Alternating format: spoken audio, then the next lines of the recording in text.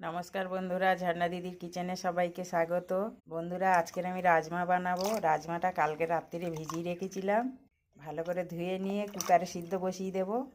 রাজমার সাথে 3টে আলু দিয়ে দিলাম, সিদ্ধ বসাবো। অল্প লবণ দিয়ে হলুদ গুঁড়ো দিয়ে দিলাম। রাজমাটা এখন সিদ্ধ করে নেব। রাজমা কুকারে সিদ্ধ করতে দিয়েছিলাম, সিদ্ধ হয়ে গেছে। এবার এই রাজমা সবজিটা বসাবো। কড়া বসিয়ে দিয়েছি, পেঁয়াজ টমেটো কেটে নিয়েছি।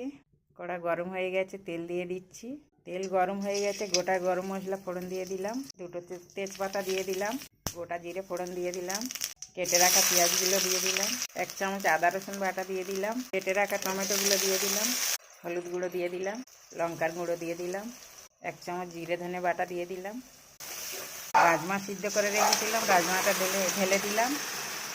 রাজমা সিদ্ধ করার সময় লবণ দিয়েছিলাম, এখন পরিমাণ মতো লবণ দিয়ে দিচ্ছি। রাজমার সবজি রেডি হয়ে গেছে, নামিয়ে নিয়েছি।